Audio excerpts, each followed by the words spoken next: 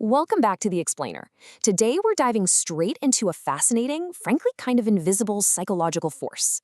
We're going to explore why socializing feels absolutely 100% effortless for some people, while for others, it feels completely exhausting.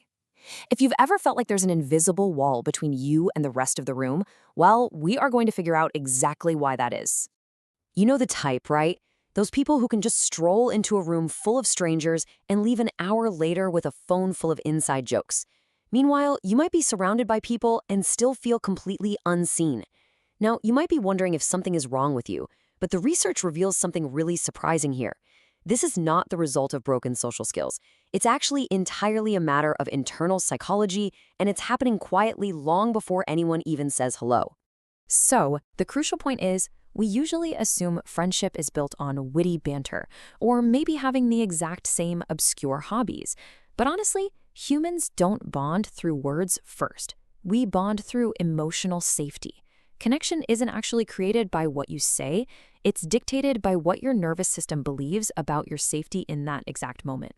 Here is our roadmap for this explainer. We're going to cover 1. The invisible social barrier. 2. Why we choose safety over social skills. 3. The clinical distinction between being an introvert versus being socially anxious. 4. The exhaustion of performing. And finally, 5. Prioritizing presence over perfection. Okay, let's dive right into section 1, the invisible social barrier, and understanding the unseen rules your mind has learned.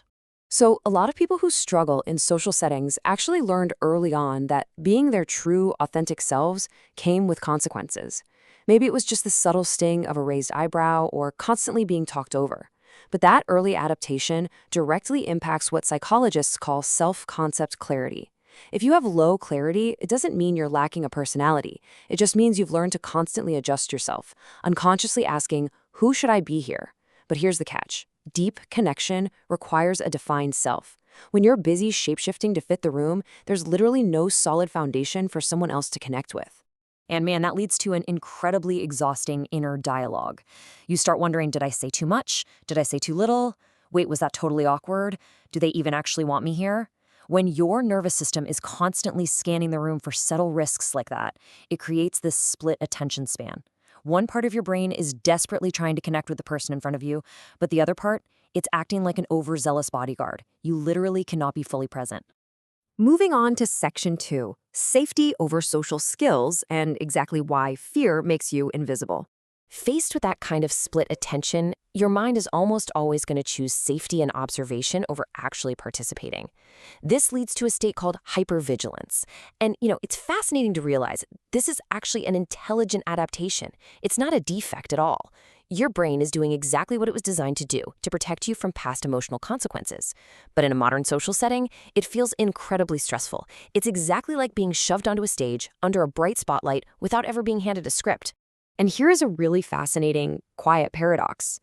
Highly intelligent, empathetic, and self-aware people are often the most likely to struggle socially. Why?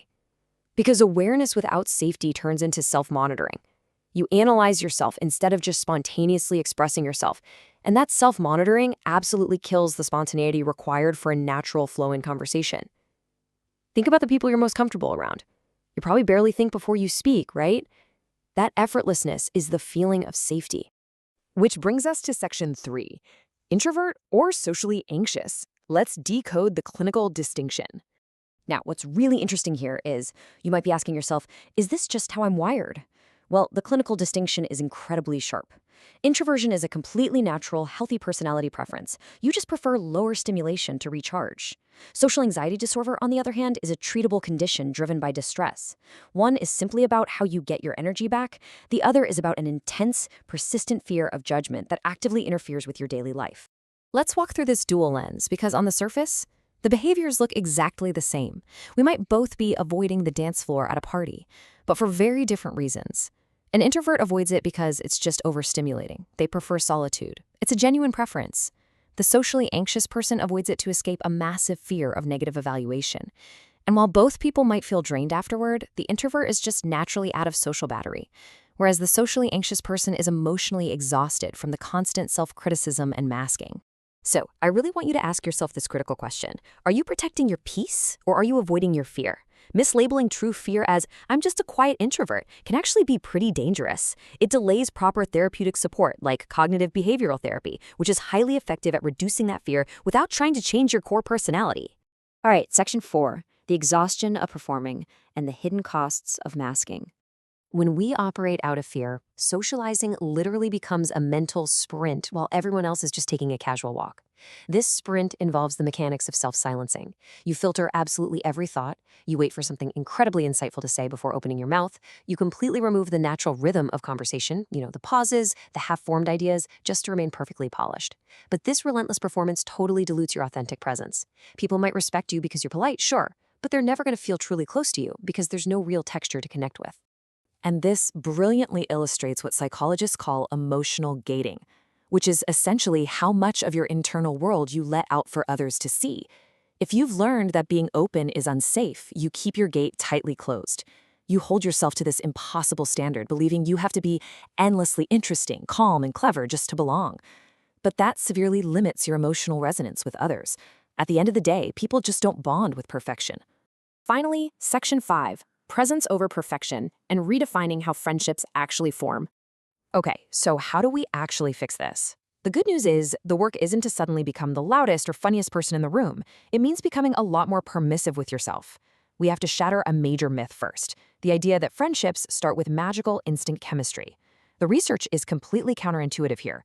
Meaningful relationships actually stabilize through repetition.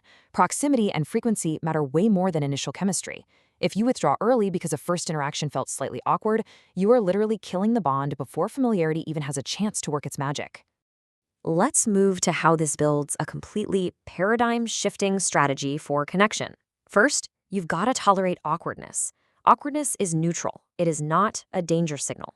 Second, share small, honest truths. Saying something like, I overthink things sometimes, doesn't push people away. It actually invites them in. Third, rely on frequency. Just keep showing up and let familiarity do the heavy lifting. And finally, redirect your attention outward by asking yourself, do I feel present right now? Instead of, do they like me? This simple shift grounds your body and actively rewires a nervous system's association with social exposure. Remember this, because it's huge. Minor flaws and unpolished moments actually increase your relatability. Allowing yourself to be just slightly imperfect is the true bridge to deep connection. Friendships don't require you to be a totally different person. They just require you to be consistent. As we wrap up this explainer, I want to leave you with a provocative thought. You might be waiting for the day you finally feel perfectly confident to put yourself out there. But readiness does not precede connection. Connection creates readiness. So, are you ready to let yourself be seen even before you feel completely ready? Thanks so much for joining me on this explainer, and I'll catch you next time.